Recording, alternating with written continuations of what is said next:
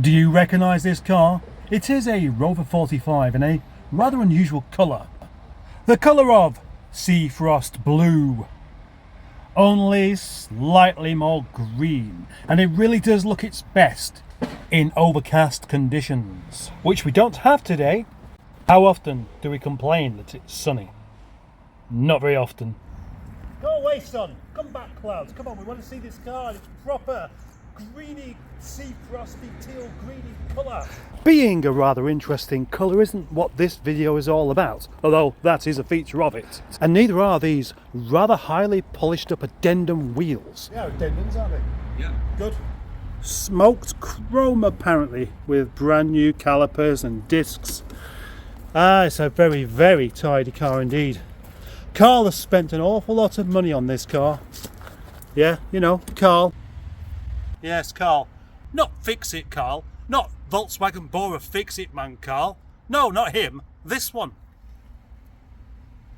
The thing is though, this isn't just another Rover 45. You see on my channel Rovers all of the time, but this one is not only in exceptional condition, due to the fact that spend all of his money on cars, Carl has spent all of his money on this car, Carl, and made it to this kind of condition. It is very nice, but that's just the tip of the iceberg. So what is new then? Shall we have a look? Yes, this is the only Rover 45 135 around. As far as I know, 135 brake horsepower engine out of an MGTF. But this is a bigger car, isn't it? Just like me in this shirt. Will it prove itself to be too fat for purpose? I hope not, because it is fantastic. Look at that. Look at that down there. Look, that's where they usually go brown and grotty. This one isn't.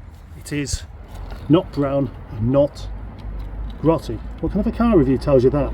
Well, mine. Underneath the bonnet we find this 1.8 with the 135 cams and the bigger inlet manifold. Looks nice, doesn't it? You can eat your sausages off of that engine. You hungry, Carl? Starving. This is a in-between facelift model, so it doesn't have the wood cappings on the door, which is a shame, and it also doesn't have the nice carpet, which is a shame, and it also has the Project Drive seats, which is a shame, but at least they're leather. Well, they're quite soft actually. They're nice. Thank you. Look, it's got leather seats in the back as well, and all of the handles work, which is rather fantastic.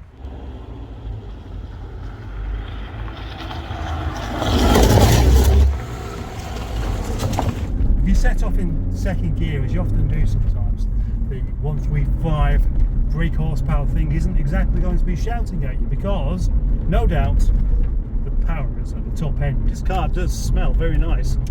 Nothing untoward anywhere. Carl has spent an awful lot of money on making sure that this car is absolutely bang on, and it really is. Yes. It's got a leather steering wheel, as you can see, a leather gear knob. It's all for the in-between car that is Project Drive but not a facelift. It is very, very nice. It's enough to make me think, yeah, I'd have one of these, whereas normally I wouldn't. Normally I wouldn't. No, it's got to be the ultimate in pre-Project Drive 45 for me, but this is kind of enough to change my mind. How do these work? That works.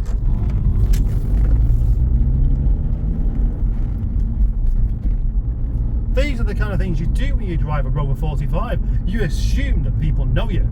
You would just assume you've got so old that you drive a Rover 45. Everybody in the town must know you, and if they don't know you, well, that's their fault. There's 17-inch wheels on this, 17-inch addendums. You may imagine would spoil the drive slightly.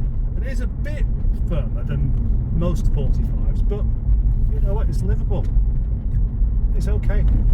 By the way, cows. I'm going to do the Blackson Edge challenge, which is to try and get up Blackson Edge in 5th gear, and I've got no idea whether this car will manage that. If it was a normal 1.8, I think it would do, just about. And Carl's other car, the ZS 195, managed it while hurtling up there in 5th gear, and I had to keep slowing down. This one does feel, I think as just an everyday drive, it feels more like a 1.6 than 1.8. The torque isn't quite there as much. I'm doing just 30 now. If we get into this 40 limit, let's see what happens when I press the go pedal. There's a horse. I can't. But I can now. It's got an unfair disadvantage for going up a hill. But there you go, it's going okay. That's respectable.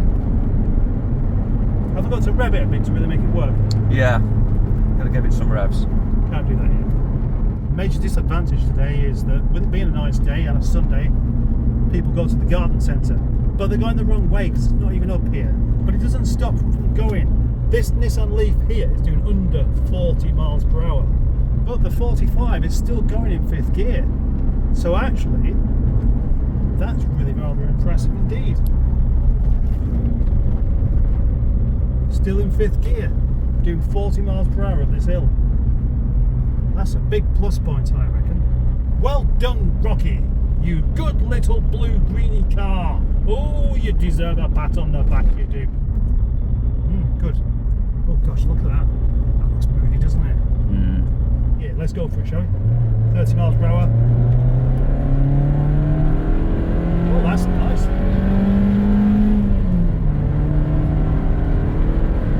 Now that looks out of character for this rather turquoisey blue Rover 45 having a leisurely drive to the garden centre, which of course obviously we're not. No, you're going to spill all your plants doing that kind of thing, aren't you?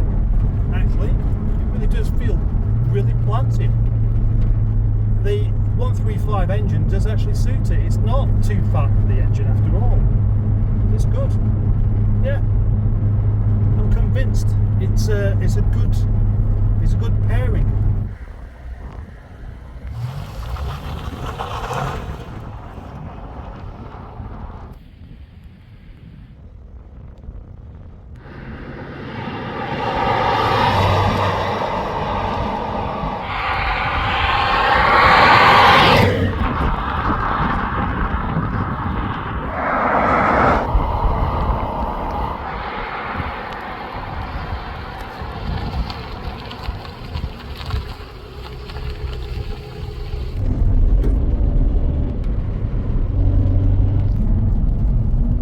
This chap here is called Carl, and he owns this particular car, don't you, Carl?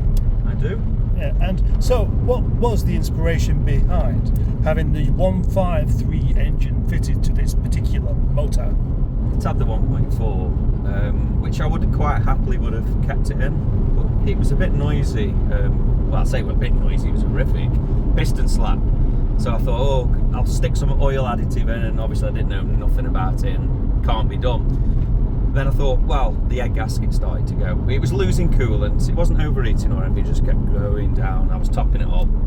So I saw this engine for sale. It was 200 quid with the Inlet manifold. I thought, well, the engine's knackered, what do? I can either keep it as a rattler, get the egg gasket done, it's going to cost me 300 and something quid. So I just bought the engine and had it fitted, and you know what? I'm really happy that I did, because it's made it so it feels like a modern car. As in, when I say modern, when you're driving, you can just pull away and you know you're not restricted, because the 1.4s are way underpowered in these cars. They might be all right for a ZR or a 25, and they are. They're okay if you really rev them. Yeah, you got to push them, but even if you pushed it in this, it didn't really do anything. So, what do you prefer, this or the ZS? Oh, the ZS. I mean, do you know what though? Depends what mood I'm in. If you can't really be driving the ZS all the time, because it's a bone shaker really. It's that hard on the road for speed. But this, you know, I was to and fro in whether to sell it or not, but I don't think I will now. I've done so much to it. Obviously the engine, with that it had a new clutch, so that probably won't need doing for a long time. Headlining, little things like the clock. I bought a clock that works, and yeah, it's passed its MOT with no advisories, so really happy with it, really happy. It's a comfortable car. It's not a granddad's car either. I know I'm getting on a bit now, but yeah, not quite ready for park and slippers yet. You've been mentioning your age quite a lot today, actually. Yeah, I am. I'm 51 in a couple of months. Fossil. Carl Fossil. That's me. Thank you, Carl.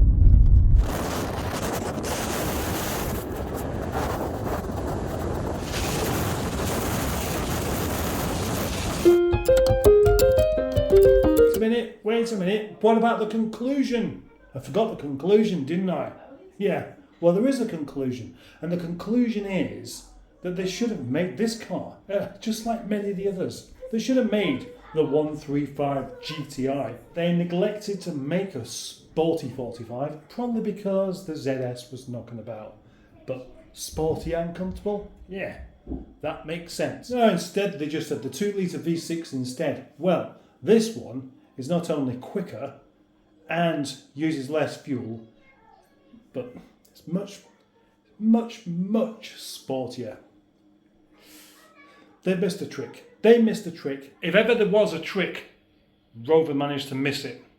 Pretty much every time. Well done. Anyway, as you can probably tell, I think this is a cracking car.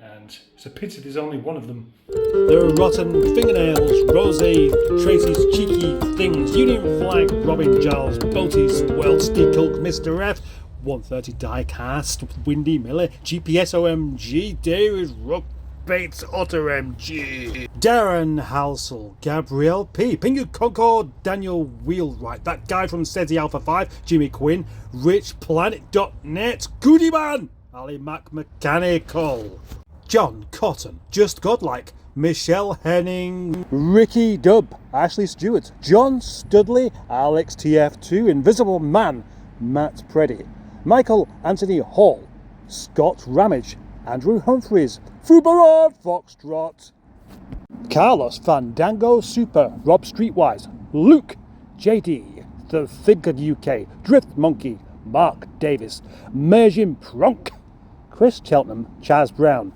Doubtfire, Simon Brader, All Things Alex, Yorkshire Staffis, Marcus A. Spinks, Tricia Alderman, Name Me -1, Cars with JC, Deep Blue Dreams, Richard Mahon, Too Many Cars, Steve, Philip Smith, Frank G _05, Kevin Craven, Tim Button, Tim Sheridan, James Mayo, Aaron Gill, Granny Saf, Neil Gibbons, the Gibbonator, Stu, Dinosaur Dad, Mark Reynolds, Carl Davies, Dave Smith, son of Jack 71, Typhoon Cat, Lee Thorndike, James Smith, Classic Wheels Wales, Johnny Crook, Greg Anderson, Smashing Pistons, and Alan Sell.